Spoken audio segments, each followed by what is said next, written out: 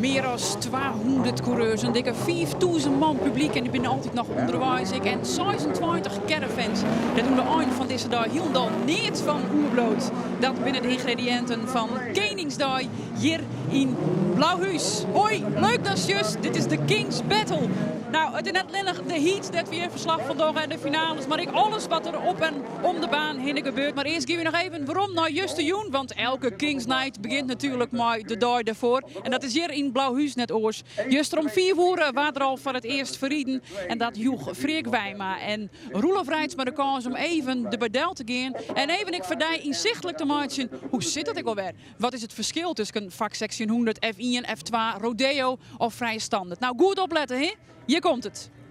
Naast bestaat een vak 1600, dat is een standaard auto. En deze heeft 115 pk en die heeft standaard dikbanden. En dat is het verschil tussen wat naast bestaat, dat is een rodeo. En die mag een zwaardere motor hebben. En die heeft hier scheuren, een rallyband die speciaal maken binnen voor autosport.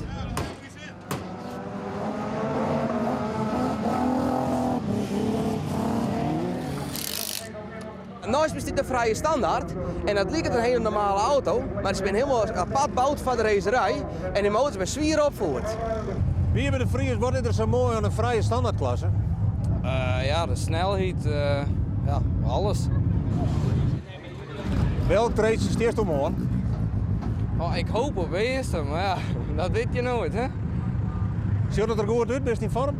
Nou, ik moet nou wat aan de auto stellen, maar ja, ik kan er wel zien.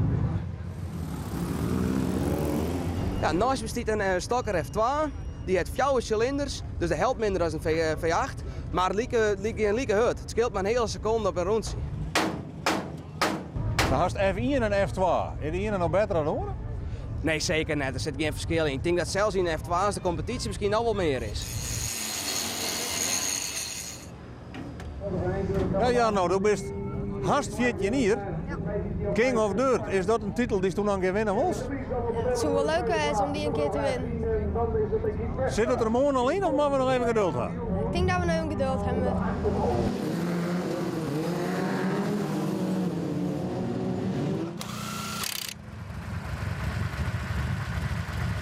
Naast bestaat een Stokker F1, die is herkend onder de grote spoiler op het dak. De hele dikke motor die erbij zit. Ja, het is de koningsklasse van de dag en die zal ik uitsluiten met de finale en dat wordt het klapstik van de dag. Bert de Vries, Formule 1, ja, de koningsklasse. Hoe groot is de kans dat de morgen op het troon zit? 1 op 50. Er zijn nog 50 die er bijna worden.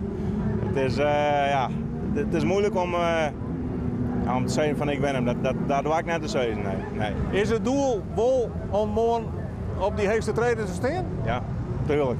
Moet ik heel thuis blijven. Dat is het doel.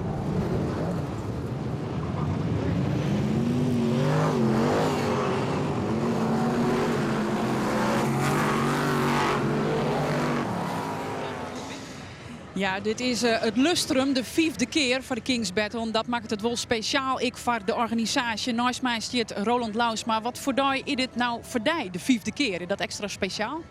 Ja, dat is zeker extra speciaal. Wij crossen altijd al op Koninginnedag. Ja, en dat is nou natuurlijk Koningsdag geworden. Ja, en nou voor de 5e keer. Wij zijn al 4 jaar bezig om het evenement steeds mooier en mooier te maken. Dus we proberen daar een prachtig evenement van te maken en dat lukt ik. Dus dat is zeker heel speciaal, Joert. Kist is het dat de belangstelling voor de autocross toeneemt, zowel bij de deelnemers als bij het publiek? Ja, dit effect wat wij zeggen met het publiek, dat we hier volle jaren op gang komen. Ik denk dat autosport gewoon een prachtige sport is. De beleving die je bij heeft, dat is geweldig en meestal zeggen dat. En hier niet dat ik heel geweldig vind, dat is Aukje Veenstra. Want een heel soort vrouw die toch net mooi, dus mensen begrijpen haar vaak ik net. Ze is hier en bloed fanatiek. Ja, ik wil echt winnen. Ik ben soms een beetje te fel. Dat het soms misschien nog wel eens een keer mis kan gaan. Maar ja, dat is beter dan dat je net te zuinig gewoon. Een beetje fel erin. Dus. Aukje docht naar haar broerke Wie bij mij in de F2 junior klasse. Daarin is de winnaar net diegene die als eerste over de finish gaat. Maar diezelfde mij de vluste rondetiert. Het stokkaarracen zit de familie Veenstra in het bloed. Ja, ik ben vooral niet zo mooi in. Van hier is het draaien voor jou, wie ik altijd mooi. Ja. Precies 16 is het begonnen met een stokkarren tot zien 49ste, dus je hebt haast 30 hier crossed. Ik zit er vol van. En misschien wel te vol. Ik ben hard naar voren dan je bent zelf. Maar ja, het is een way of life, is het dan. Je bent er dag en nacht mee bezig. Om het maar beter en sneller te krijgen.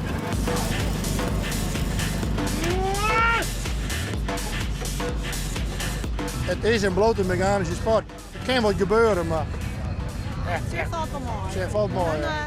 Soms dan hoor ik me rampen wat er gebeurt en dan of een lekker baan of een oor die doet je wat aan en dan is het weer gebeurd. Nou, dan mis je weer punten. Dus echt bang dat er wat gebeurt. Nee, het valt best mooi, die ben mooi uiteindelijk net drukken om positieverbetering. Ik ga alles aan een goede nekbaan, met goede strenge regels. Maar we met nou even zien, hè? Ja? Zie je nou los? En dan wordt de baan kleermaker voor een hele bijzondere categorie, namelijk de F2 Stokkar voor de juniors. En dat is een bijzondere categorie, want dat is de enige categorie waar het net gaat om te finishen op het eerste plak, maar waar het gaat om de snelste rondetijd. Het is voor de junioren de tweede maand van de dag van de morgen om 11:12 ben die uiteindelijk 10 rondjes hadden ze de tijd. Het is weer een hele jonge startersjongen, hè? Ja, dat is mooi nou, dat ik Dirk de jeugd op dak omzet. En dan is het nou Klaas-Jan Visser die nou de eerste bocht pakt. En die aardig 4 op kop komt. En die zal nog beziekje te voort kan en een rondbaan krijgen kan. Zodat hij straks een hele snelle ronde zetten kan. En terwijl hij hem al verkwalipeert. Ik denk dat de baan een beetje glad is. Want als die de nummer 2 ik al de 100 inzet, is die even stil. En dan is het nou ik werd Klaas-Jan Visser die in in beeld komt. Ja, voor alle duidelijkheid, dat hoeft dus net fataal te wezen. Want het gaat maar om één hele goede ronde uiteindelijk, dacht ik. En de snelste ronde, die neemt mij voor de punt. Ja, de snelste ronde nemen we mooi. Is wel een kanttekening. De ronde telt pas als de heat finish is. Dus we zullen de totale raceafstand voltooien. Ja, prachtige sport van de jongste lichting van de autocrosscoureurs hier. De Stokkar F2-klasse. Tolwe onder mij 16 centje hier. Die litten zien dat ze het al in de vingers hebben.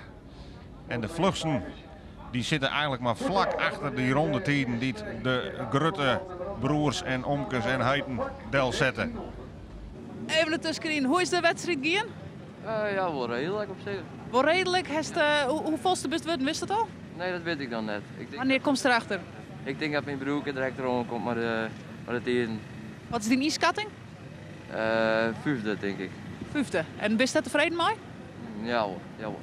Nou, we hopen dat dat het wordt, 5e. In ieder geval een goede race, dus lok wisken daarmee. Nou, dus dat is een van de deelnemers die het correct klaar is met de race.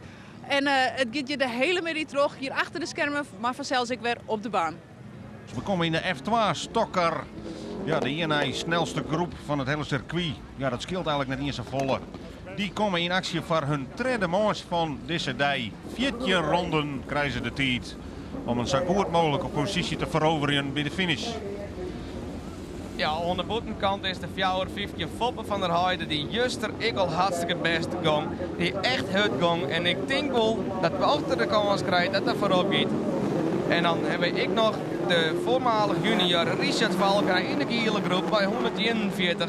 We nemen je straks ik mooi onboord in de GoPro. En dan zullen we eens zien wat voor beelden dat hij maatje kent op de auto. En daar zitten we al in die F2 Stokkar van de nummer 141. Zo nou dan beziek je even mee te zien vanuit het eegpunt van de coureur zelf. Hagen van publiek en de starter die houdt dan nog 2 ronden. Of dat er op de tweede positie lijkt. Hij joeg kreeg inderdaad om de eerste met de vingers en dan juist aan die oudere positie zo. En dan krijg je dat ik volle bak doet. Hij krijgt van de jury dat Robino eerste is. En als wij goed opletten hebben, dan is dat nou nog steeds de 39 die nou voorbij stutsen wordt in de eerste bocht door de 129.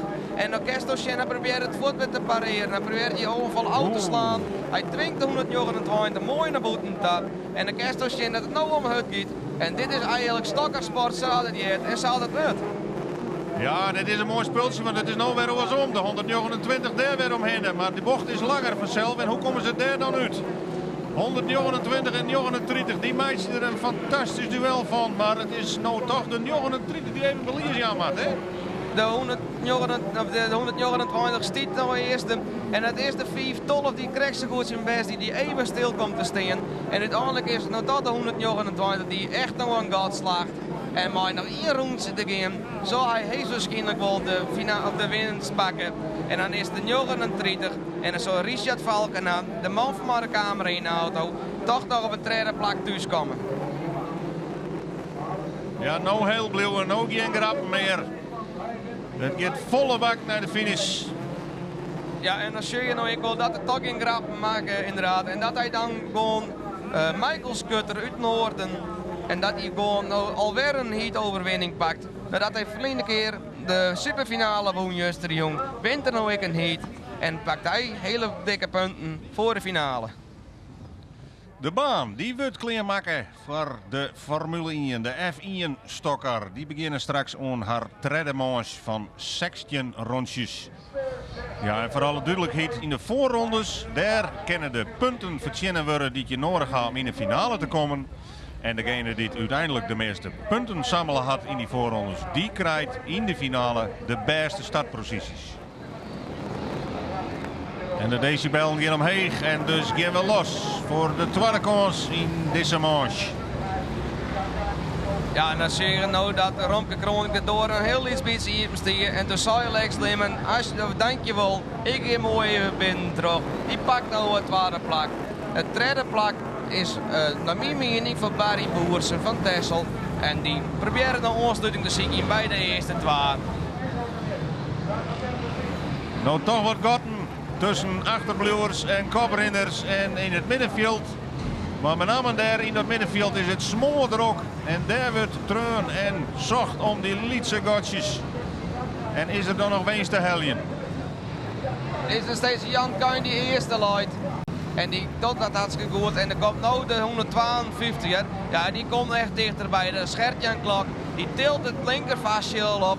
Wils Barry Meijers. Die verliest dus je varas. De knap de Schielau. Nog altijd wordt er rijden, dus hij zit blijkbaar net in de gevaarlijkste zone. Maar voor hem is het einde manche. En het spektakel zit duidelijk in de sloteind van deze manche. En nou, een heel belangrijk moment is dat de 152, die heeft waarschijnlijk de kop oernomen van de 96. Wils we een Piers Petters op het beeldscherm krijgen en de parapluutjes er even bij komen. Want we moeten ondertussen een licht beetje sproeien tijdens de heat. Dat is een nieuwe noviteitje bij de vak. En we zoals je altijd aan de kop koud houden kan. En dan toch mooi voor Jan Kuin en voor Jelle Tesselaar aan de winst dus brengen kan. Ja, een buiken over de kleibaan. Dat betekent dat er schepen gelet worden kan. Zullen ze daar nou nog les van krijgen kennen? Dat hing het dan overal wel als het nou onzet. Dat het nou trots zet maar het buiten en kan het best wezen dat het nou wel gelet worden kan. Aan de andere kant, de band ben hartstikke warm, die houdt wel de warmte.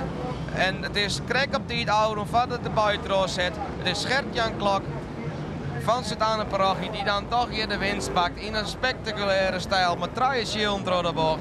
En als ik goed opletten is Jelle Tesselaar dan krijg ik in het laatste bochtje voorbijgongen om de 96 Jan Kuin. Wilst we even de storm melden kennen. Gert-Jan Klok wint deze manche voor Jelle Tesselaar die dus tweede wordt. Jan Kuin, heel knap. Een derde plak voor Lex Limmen en het 4e plak is voor Barry Boersen. Kennen we eens op meidje voor de volgende categorie, de F2 stokker. Het is voor hun de 4e manche alweer van de dag.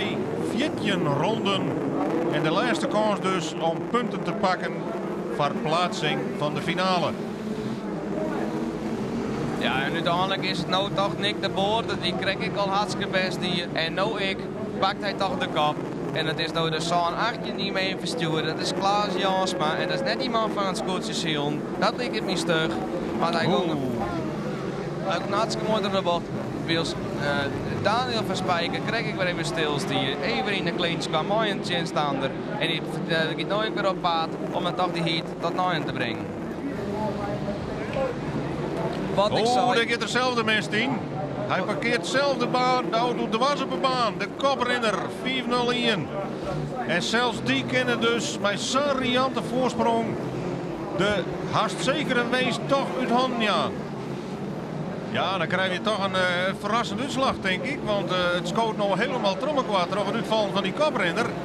En wat betekent dat voor de ranglijst aan het einde van deze manche? Op een derde plak is het nog steeds de toonskut. En het is wie Barry Bauer die onstalten maken, die een beetje wie eruit gaat, zodat er een onloopje nemen kan. En nu komt waarschijnlijk de drukje. We hebben hier er al. We hebben er al toonskut de liedseintje naar boven dat gaat. En dat 160 zal nu binnen erop proberen te komen. Het is nog net hier. Oeh, maar nou stuurt er hem zelf. Ja, te volle risico. Oh, dit kost het zijn tweede plakje. Ja, en nu weer Barry Bauer die binnen erop komt, dus die gaat naar de tweede plak. En Toon Skut die moest boeten om, die nog wel 3 of 4 auto's verliest, nu op de 5e plak zit ongeveer. En is het dan toch de adrenaline die je de verkeerde keuze meidje ligt? Ik denk dat dan krijg je wat te volle willen. En dan is het toch de 38 die je dan toch de overwinning pakt voor de Fries kampioen Barry Bauer.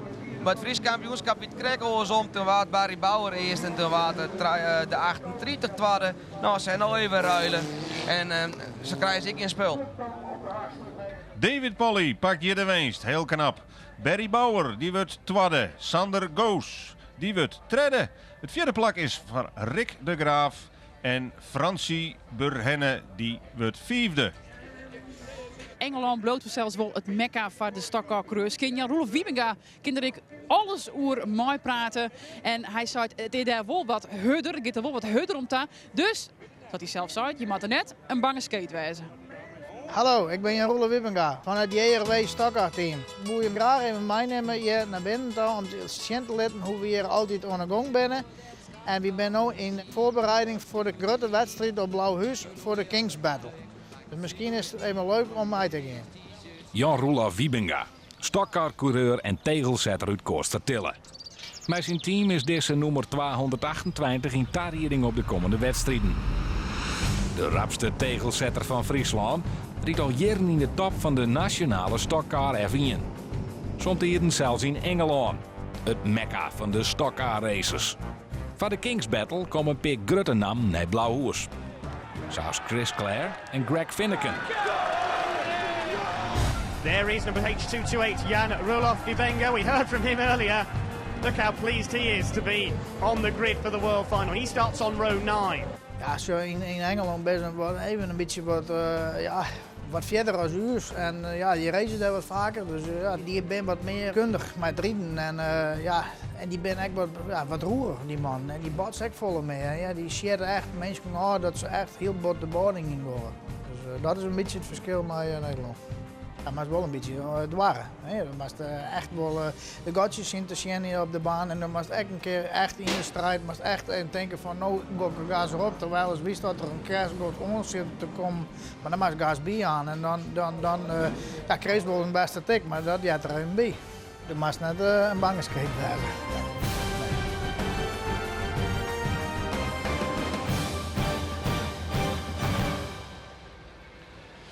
Ja, en dan zijn wij de baan weer vrij voor de laatste manche, de vierde manche van Joert van de F1 Stokkar, de koningsklasse. Waarna wij van alle klassen straks een nieuwe list hopen te krijgen met de finalisten.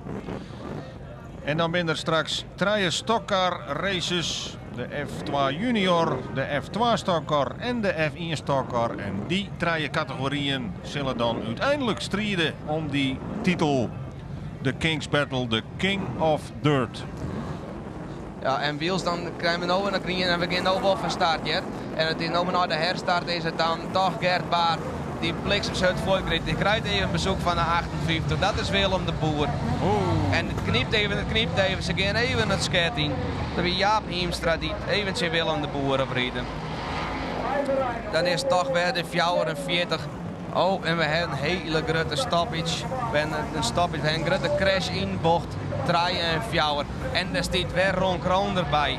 Daar staat ik Willem Sieger de Vries bij. En dat is ik Jaap Hiemstra, die kreeg ik al even in de boardingstier. Nou, die stiet nou maar bij de schil naar bovenop en die komt net van het plakouw. En ik zucht in de tussentijd ik alweer dat de verrijker wat die kant op is, moest dus even schemmen bij de schil op de boarding. En het is dan Willem de Vries, die ik net zo gelukkig is, die erbij stiet. En ik Ron Kronder, de winnaar van Vlien hier, die stiet hartstikke stil.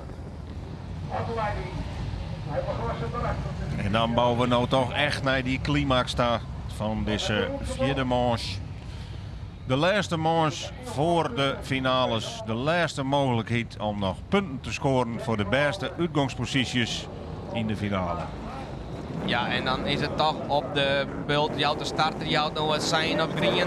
En dan Kerstastje, dan is die Gertbaard toch hartstikke mooi voor.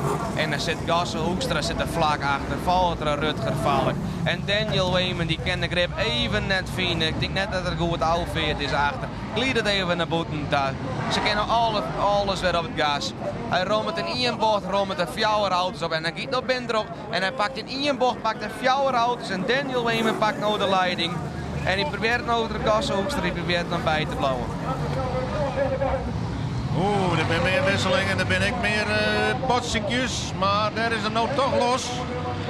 Ja, je kan toch zien dat die baan toch wel een beetje glad is en dat er ziek is om de grip. En het is nou Daniel Weyman die toch wel weet waar er langs moet. Hij heeft het goede paard voelt, hij weet waar de grip nou zit. En het is Gert Baart die gewoon weer in je bocht. En dan is nou op de tweede plak is het nou Jan-Roelof Wiebinga. De man die wij de hele tijd al volgen. Maar de camera in de auto. Die gewoon nou een tweede plak in die 4 rondjes. Zo, samen met dat. Boom! Samen met dat. Even hier nog een kanttikje en zelf terugkomen uit de eerste plak. Dit is Stokkar Racing optima forma, maar hij krijgt hem lieken wederom. Hij krijgt hem, en we nou ben wel los, hè. Nou ben wel los. Hij had het proberen, Jan Rolf, maar hij had de achterbaan rust achter steken. Daniel Weyman zei het ook eerst niet wat. Het lijkt dat er steken is, hij in het steken, maar hij met alweer even ziekje naar de gang. En dan verspeelt er in één keer samen in één bocht de eerste plak. Maar moest dus even zien hoe hij nou mooi op voor de vaartende komt. Hij zit er weer op de 4e plak, Jan-Roelof Wiebinga. En kinderen dan nog wat verrooien in die eerste 3 posities. Er is nog Wall Street, maar er ontstaan ook aardige afstanden tussen. Ja, en het is Jan-Roelof die krijgt weer een plakje verspeeld aan Stefan de Jong.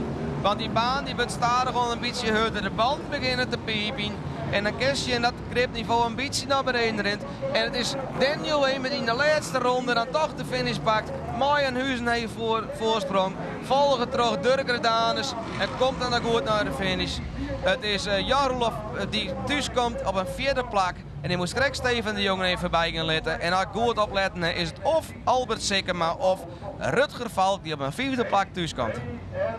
Ik ga even naar de staan. Greg Finneken, die wint hier voor Durke Grijdanes. Stefan de Jong pakt het 3e plak.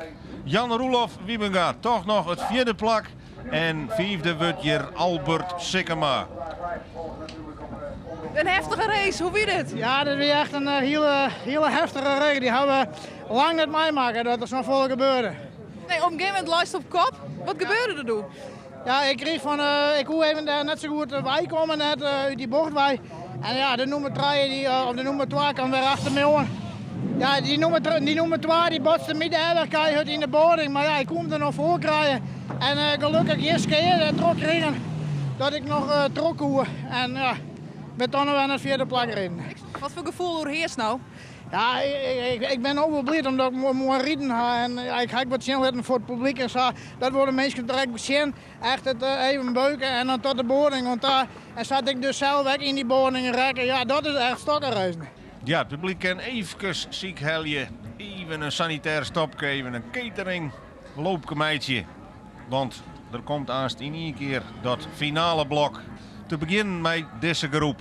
Een hele spannende jonge groep. Dit binnen de junioren, de F2 juniors. Wils de onboordcamera bij Aukje Veenstra inmonteerd is. Dus we kunnen bij haar op het schouder even meisje hoe het je verrent. En wat zul je trot lief heen gieren ons zenuwen en adrenaline. Want hier moet het gebeuren.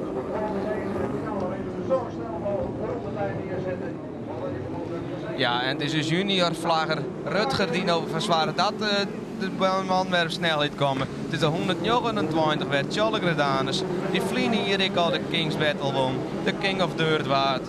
En die nog op zich giet naar zijn tweede kroon.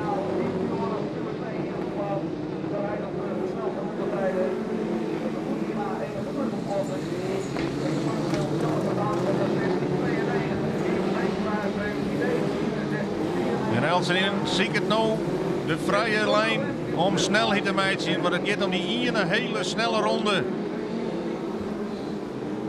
Geen last van de concurrentie wil je dan ha. Ja, misschien nou ik dat uiteindelijk ook je feesten, dat gaat mooi hè. Als je, en het is nou Jarno die denkt van ja hartstikke leuk hè, maar in de onboardcamera, maar een beetje inhalen. Maar ik ging wel lekker weer binnen drooier. En mooie strijd in deze jongste categorie van Tolwe hier bij zijn meiden aan. Maar er zitten al knoepers tussen. Ja, en het is ik wel mooi om te zien dat dan de jongere jeugd die aan het begin dus eerste peeskenwedstrijden hebben. Toen had ze gebod ons ziekje in best binnen. Die nou ik weet dat we naar 100 meter links houden moeten. En er gewoon verzwaring dat ze gewoon hartstikke leuk mooi rijden. En dat wil ik al je talenten van de toekomst. Dat wij uiteindelijk die gewoon fatsoenlijke krassen kennen. Buurs in de bocht komt de San het zien komt dat stilstand. En dat is Roy Peto. De jongen die kent hier zo de auto heen en maar hij mag allemaal rijden.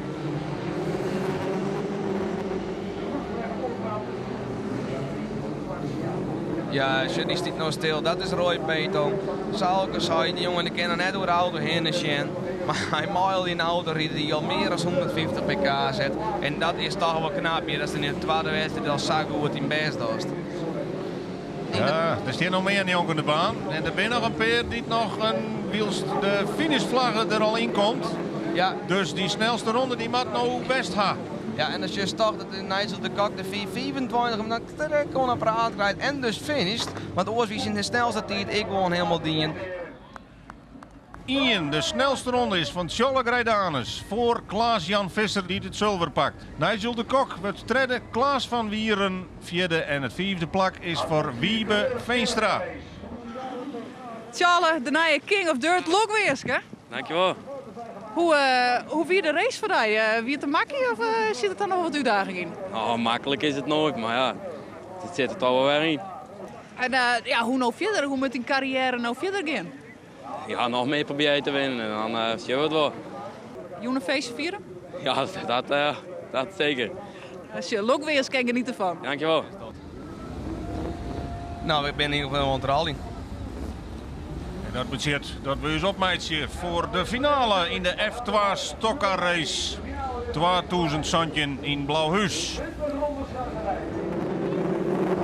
Ja, het is Dave Pauly die nou wel echt gewoon goed voort is. Ja. En Maarten van der Waal die snapt ik me net aan de bovenkant wezen. Jou maar een drukker. En ik zou zeggen ik ben druk om bekend. Maar het is Colin Schutter die in één keer de leiding pakt. Die nou aan de binnenkant door Dave Pauly voorbij gaat. En ik zit wel, Maarten van der Waal die bedenkt. Als ik het net win, maar die Engelsman helemaal net. En shuk. Hij met plak en belies, ja, die Engelsman. Maar dat is nou Maarten van der Waal, het is de wereldkampioen Wim Peters. Die in het magazine van nu ik al hoor je van ik wil die titel winnen. Als er één wint, dan ben ik het. Oh, er wordt al aardig druk aan alle kanten. Het wordt nou een gevaarlijk stukje van het traject. Nou maar net in de kniepen komen en er is één die eruit rent. Ja, dat is Sander Goos. Die denkt de maag doet het stuur kwijtraken. Is dit in Greppelsie? Die is clear, die komt er net weer bij. En het is Maarten van der Waal, die staat er gewoon een beetje weer omzakken. En het is Wim Peters die nog op kop loopt. En nou, die heeft ding gewoon autolengtes 5, nou op Dave Pauly. Maar het is Michael Schutter die hij straks voorbij geleid moet. Die zet straks het mumpje er even op en dan komt er gewoon voorbij. Dat gaat net lang met door. Op het vierde plak is de San 40 en dat is Patrick de Steeg.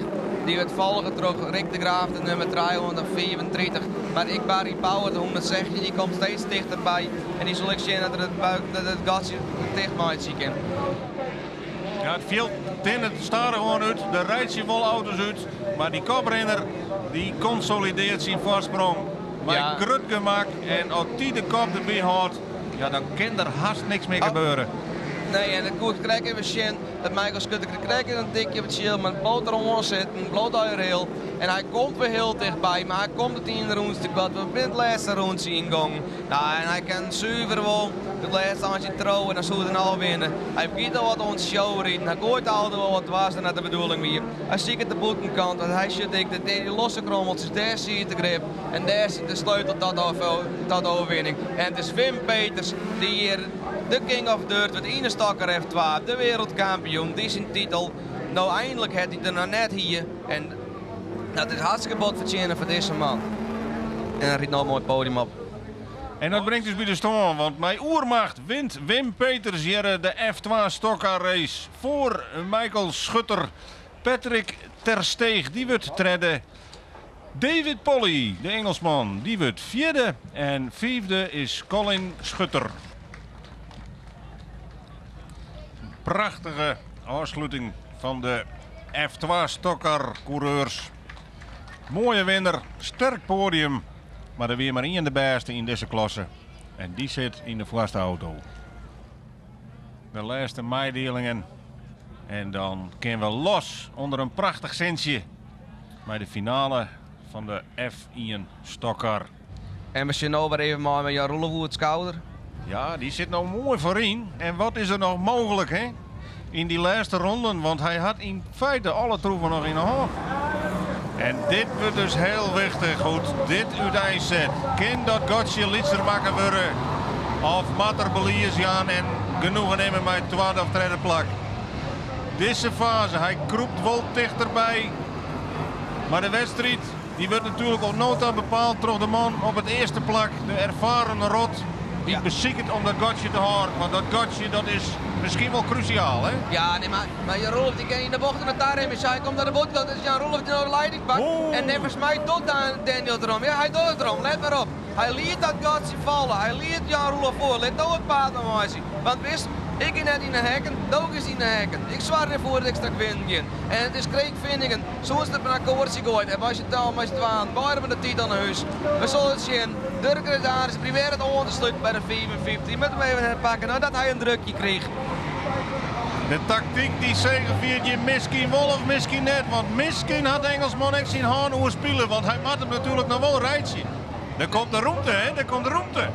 Ja, hij had wat speling, hij had ruimte. En wat zo het mooi was, de stille vierster, dat er het op hersel. Want die Engelsen ben ik al lang het maken kleer. Die kent ik dat de keer uitvecht. En hebben we dan een sensationele ontwikkeling te pakken in deze race? Want het staat hier toch helemaal op een kop, hè? Ja, maar moest dat ik eens even zien hoe dat dan doet. En die Jan Roelof Wiebinga, machineauto, het een vaatbumper, het er een beetje repareerd. Het is Daniel Weemer die heel druk is, maar die hoor Engelsman, maar wereldkampioen. Het is Kreekvindingen die nou nog weer naar het tweede plak te giet. Maar die krijgt straks vanzelf weer een drukker. En dan krijgen we roze aan. Gotje wordt wat lietser. De speling is weer wat minder van. En de spanning die groeit naar de absolute climax. Nou, ik ben C16, dan krijg ik te springen. Het is een draaien rond, zo het rijden kennen. Het is wel die Engelsman, die komt weer heel hard dichterbij. Nou, dat is die versnellingsbak, een beetje stik in hand die jood. Hij komt echt wel dichterbij. En dan steeds Jan Roelof Wiebinga. Hoeveel rondes krijgen we? Dan krijgen we de laatste ronde krijgen we nog. Zullen we eens even zien hoe dat gaat? Nou, geen grappen meer, nou geen foutjes meer bij achterlezers. Wij gaan geen grappen meer. Frederik, wij gaan springen straks, altijd dit rijdt. Maar dan komt deze televisieman, wil er nog een baan in de baan rollen. De raket Bert de Vries, maar hij wint het, hij mag het weer. Dit is net de loon, Frederik. Wat is dit mooi. Wat is dit mooi. De bestuurder is toch niet zo wonderkus. Must ik zien, het kan al hier. En dan zie je de fans die draven hier, kijk. Ik zie je zo'n je sprint, nou ik heb nog nooit zo draven, jongen. Wat is dit machtig mooi. De King of the 2000 Zandje is bekend. En dit moment, dat zal hij zijn leven lang net weer vieren. De lok weer eens keer bij Jan Roelof. Ja, eerste reactie. Ja, fantastisch. Ja, ik giet nou goed van elkaar en ik giet in de mooiste al het zien werden ook snel weer. Dus ja, dit is de kroon op het meesterlijke werk. Wat een fantastische race. Die laatste inhaalrace ik nog om op de eerste plak te komen. Ja, ik zei die Engelsen wel achter me aankomen, vooral Kreekvindingen. En voor mij miste er mee een keer. Hij schijnt een keer terug. Ik denk, nou heb ik nog ruimte om voor te komen en rustig blijven. Ja, zo moest het hebben. En elke keer komt nou op die hoe wichtig is het, hoe mooi is dit? Ja, zo, we hebben 2 gewoon dat we even wat net zo grote prijzen pakt. Ik heb een hele grote kruis bij maken dat ik 3 maanden eruit was ben. Nou, en dit is een hele mooie comeback. De meest ideale, perfecte comeback. Ja, ideaal. Lokweerske. Oké. Ja, die baan die wordt nou kleermaken en ik ben heel benieuwd, want ik heb ergens zo'n gevoel dat de voorpret van de caravan race wel eens langer dworrie kind dan die hele race zelfs. Maar goed, dat mag je haast niet zien. Een van de deelnemers, dat is Mr. T-Bone, Sibo Huizinga. En hij is van het RTD, het racingteam Damwoord. En ja, Emiel, als dit yes, hij had nog nooit in een caravan rijden, maar denkt nou net, oh dan wordt het een makkie. Want het is wel een banger, Mr. T-Bone.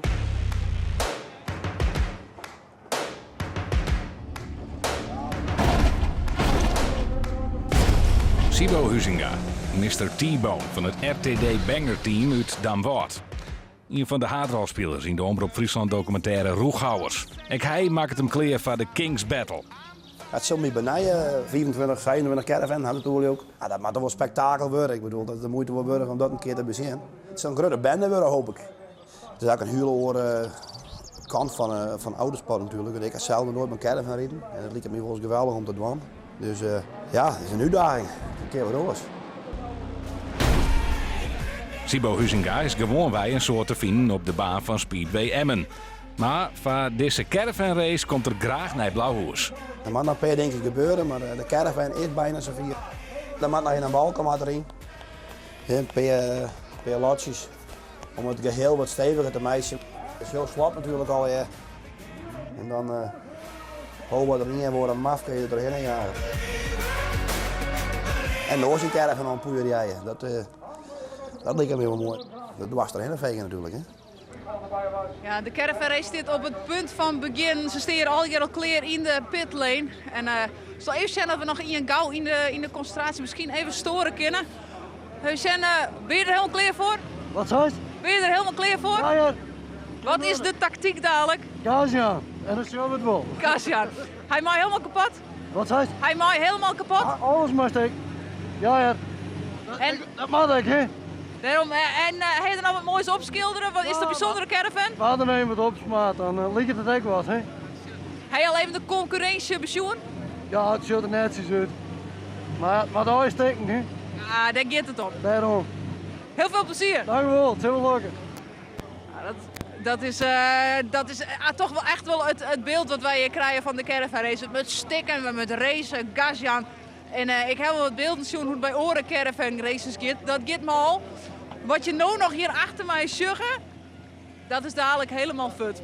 Dus geniet er nou nog even van. Mooie plaatsjes, mooie caravans, met een protte teams. Ik echt een protte moeite om besteed hebben om ze mooi te maken. Geniet ervan, want dit is dadelijk alle keer fut. Ja, nou is dat even zien hoe dit nog gaat. We zijn net los, maar we rally. En dan wil ik straks even zien hoe dit komt. Ik maar de boarding. Het is dan toch wel Sibo Huizinga de eerste gaat. Dan Jan Kuijn. Ja, daar hebben we de eerste actie. Jan Kuijn die is de eerste die krijgt nog maar de stokker maar in. Die zit nou in een rodeo. Hoppakee, dit roemt het aardig op zo. Ja, daarom. De meeste stenen nog zusjes. Ik ben op in dit rolliemetje. Oh, hoppakee. In de bocht. Daar is het. Maar er ben nog steeds gewoon niet rijden. Ja, zeker. Ik zal ze even ondertussen zien. De afvalbult groeit hard. Dat biedt Seert Veenstra weer in achterin skit. En dan laat ik al een caravan. Nou ja, we is het wel eens even zien met hoe het nou ligt. Ja, daar wie miste T-Bone al. Of is het net. In elk geval is de auto iets aan het kwaad worden. Het laat piepskum op de baan. Er laat rommel op de baan. Het is in bocht 3 en bocht 4 is het compleet stil. Het is net alone. Het is één dikke chaos. Maar, uw huts van Omroep Friesland, dat is perfect. Hij is nog lesber. Dus dat is net helemaal goed gegaan, want hij maakt niet Spaanders. We kennen net al waren. Maar is er nog ruimte om te rijden? Want ik zie nou eigenlijk haast alles stilstaan. Ja, er lijkt een auto op een kapje ik wil, in de eerste bocht. Er staat een auto stil maar zonder schillen. Je komt bij ons voor, komt er een auto voorbij, net met Alex Spanje, die heeft de schillen ik al richting de hemel. Die leidt over de kap. Nou ja, je komt ik al niet. Ik wil een ondersteltje nog mooi. Dus die een auto een beetje warm te draaien. Ja. Een slagveld is het. Ja, dit is... Binnen 12 minuten. En uw collega Jantien die moet maar eens even leren hoe het met Emiel Aron is. Ja, de auto zit er nog helemaal, de caravan zit er nog helemaal. Wat is er gebeurd? Die auto die woont net. Ik heb een plan gas in. Ik kan het vooruit. Wie ik dat hier niet even op die bots, dat hij een plezier. Ja, ik denk, ik doe meer rondje maar. Maar op een gegeven moment stond ik daar, toen woonde er helemaal niet meer. Dus ja, de omroep had gewoon een kutauto voor me regelen. En dat ene route was die net. Hij is nog bezocht om hem een beetje om stroom erin. Maar ja, ik hier 4 kilometer in de oren. Hoe kan ik dan nog wat kapot rijden? Ja, nee, dat wordt net. Nee, ja. En de rest van de chaos? Nou ja, hij heeft bijna van mij gereden. Dat is een beetje een teleurstelling dit. Eigenlijk nog even een orenauto en dan nog even een ierrondje voor de alleen. In een orenauto? In een orenauto. Ja, dat kennen ze horen. Zo heel blij van wij. Nou, het zijn komt dat we losgaan in de laatste ronde. En alles wat nou letterlijk en figuurlijk op punt. Ja, ik ben zeer benieuwd door dit Ginsel. De jongens van Tesla zat er een caravan in. Dan wil ze die auto op de baan zit. Ja, best even Sibo Huizinga die vragen te werk voor je. Maar je de eerste grote omroep caravan eerst wat is zo'n kant zet. Ja, nou je komt erom. Wie zou het door? Hoe er weer voorzet. Ja, dan mist het best nog goed. Ja, maar nou is de auto in de rijrichting. Dat moest net. Zus, dat mooie garage in. En gewoon, zijn we horen kant, in de rijrichting, in die auto om Friesland caravan. We nemen nou even omlopen en dan komt hij weer. Hop, zet hem hoppakee. Ja. Het is nog stevig bezig blijkbaar, maar het dak zit er nog steeds op. Ja, maar je nou met de politie aan. Ja, we krijgen ook gewoon op het rugstuk. Kijk nou, Buster Division, de Kings Battle stiet naar rug op. Het is Alex Spanje die naar rijdt, die heeft een paard van. Ja, die had er in een uitzending. En dat de fans die dat zijn, nou wij moeten maar winnen. Terwijl ik een hele loere klapje heb. Ja, dat weer is er. Wie krijgt goed een beeld. Maar er rijden nog steeds auto's, dus er kan nog meer op punt. Er komt weer in nog een dappere strijder die dan toch probeert. Hupsakee, dan gaat hij. Nou, hups. Je kan ook gewoon even rijden. Ja. Nog één auto in actie, in dit de laatste. Ja. Die de kar al kwijt. Er zit nog wel beweging in, maar wat zal er dan? Die had de vrouw mee. Ja, als je hij wordt afvlagen, want dan is het clear. We staan stil. Ja. Dan is het nou dus definitief gebeurd en is nou de puinhoop compleet. En dan hebben we hier de winnaar van de caravan race. Nou, laten we eerst dan even voorstellen. Wat is die naam? Simon Wielsma. Ik zou zeggen, van het lok wees maar de caravan race. De bokaal. Ik zou zeggen, een heel mooi plakje. Die heeft vanzelfs ik nog een barbecue bij. De barbecue, die is voor je. Ik neem aan dat het team daar wel van genieten kan. Ja, wij maar GHB, daar ben ik leider van. Maar het GHB-team barbecue wij heel soort. Dus die barbecue die komt wel van pas. En wat wil die tactiek, Joet? Nou, gewoon rammen met die raad zo. Ja, dat moet dat. Ja, ik heb genoten. Mooie race? Ja, zeker. Geniet ervan. Ja, dankjewel. Nou, dit was wel een heel bijzonder eind van een hele bijzondere dag. De King of Dirt, dat is Jan-Roelof Wiepinga. En dat is natuurlijk een prachtig eind van deze finale van deze dag. Kings Battle uit Blauwhuis. Het wordt nou toch echt wel koud. Meestal in huis. Er wordt hier druk oprommen op de baan. En ja, dan denk ik dat je misschien nog wel even gezellig bloot.